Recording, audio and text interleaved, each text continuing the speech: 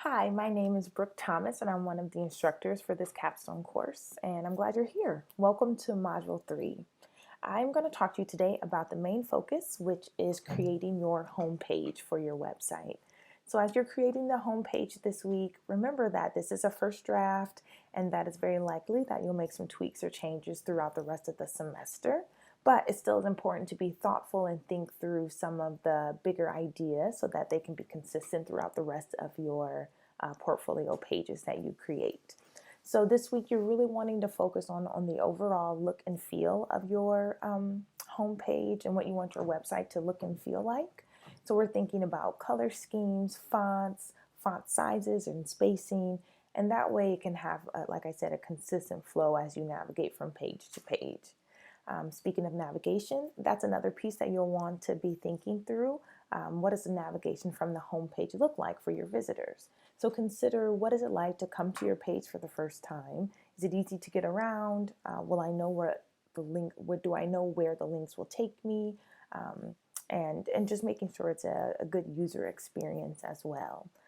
So maybe for your navigation, you may have a tab that says grad work, and underneath that is links to maybe your essays or to your showcase.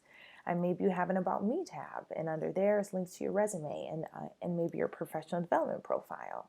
So finding ways to make it clear what's going on and easy to navigate for the visitors that come to your website this is a good time to be thoughtful about those things. And again, it's a first draft, so if you find ways that you want to change or update or see other examples, that's okay to make those changes. The other thing that I want to talk to you about is pieces of flair. So pieces of flair are creative ways to add information to your website that lets us know more information about you and highlights various skills or achievements that you've accomplished.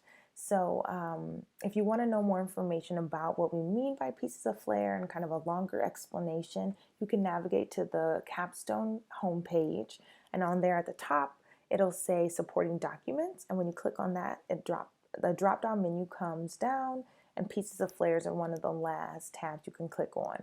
And on that page, you'll be able to see what are pieces of flair, how do I pick the piece of flair that's right for me, and what are some examples of pre-approved pieces of flair. And that'll be a great place to navigate through to create the piece of flair that you want. So although the pieces of flair are not graded until the very end of the course, we have a suggested timeline to keep you on track.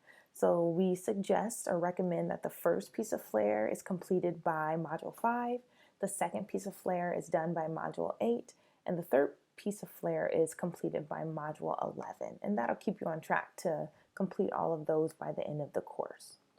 So again, the purpose of pieces of flair is to add creativity and to enhance your portfolio overall, and to highlight things about you that you've done or are doing.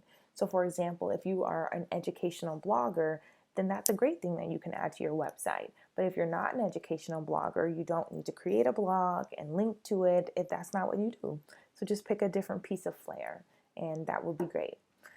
If you have ideas for doing a piece of flair that is not on the pre-approved list, we're really interested in having a dialogue with you about that. So feel free to email us and we can start talking about how to make that work for you. And if you have any other questions, we'd love to answer that as well. So you can always email us at capstone_instructors@matt-kaler.com. And we'll be happy to get back with you and help you out. Best of luck this week on Module 3. Bye.